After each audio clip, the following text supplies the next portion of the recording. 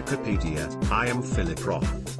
So begins an open letter published in the New Yorker in 2012, addressed to the world's favorite encyclopedia, from the world's favorite angry male writer.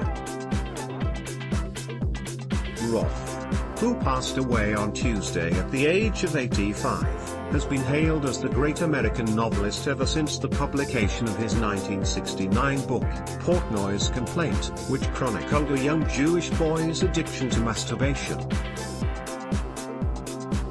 Roth, the seminal American novelist. He is the rare type of person whose death only asserts their immortality. The more you try to erase him, the more that he appears. Roth was a true literary giant and will probably be read and remembered for as long as there is a human race, but his passing serves to remind us that the great American novelist can no longer exist in contemporary fiction. This is a good thing. The age of the great white male, the swinging Moby Dick, is at an end. Dear independent voices, I am a white, cisgendered male writer who has studied and loved Philip Roth. But I recognize the importance of not emulating him, that such writers are a breed that should be allowed to pass away. The white male gaze, something that needs to be dissolved and deconstructed. Roth complained to Wikipedia because the entry about his novel The Human Stain contained a serious misstatement, only to be told that I, Roth, was not a credible source.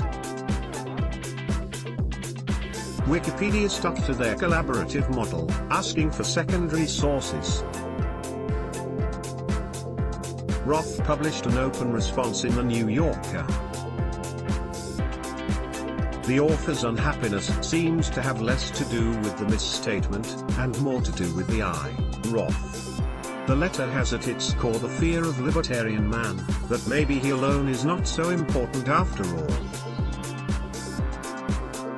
Maybe it's not hard to see why Roth, who became famous for his confessional descriptions of a young boy's lone masturbation, was frustrated by the multiple perspective orgy of Wikipedia. For some, crowd-edited content seems to value collectivism over fact. But absolute truth is absolutely inflected by lived experience, by community ethics. The same should be said of whatever truth we hope to attain through reading and writing fiction. What does it matter who is speaking? Asked Michel Foucault in 1967. It's becoming apparent in 2018 that it matters plenty. The protagonist of The Human Stain, Coleman Silk, is a black man who passes as white. The Wikipedia entry claimed the character was influenced by the life of Anatole Breuer.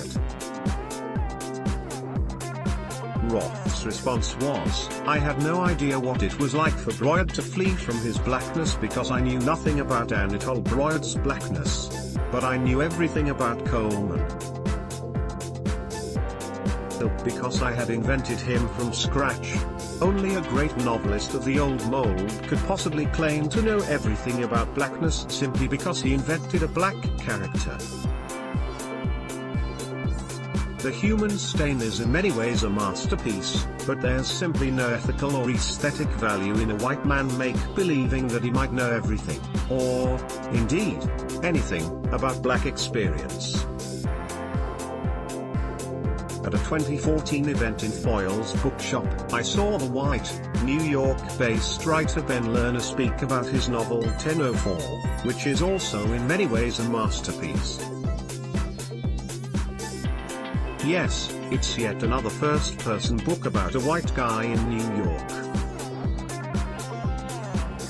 But, asked Lerner rhetorically, would it have been more ethical to imagine that I was a young girl living in Africa? Instead, Ben Lerner writes a book with a white male protagonist who is basically trying to get out of the way and provide a frame for the valuable collective experiences of those around him. For example, We only find out the name of the protagonist when he is deleting an email that he wrote to himself, pretending to be a famous author. "Dear Ben, I deleted." This is a kind of antidote to Dear Wikipedia. I am Philip Roth, a model for white male authors to follow in future. Dear Independent Voices, I am Adam Herdman. I backspaced from this piece, leaving the initial A.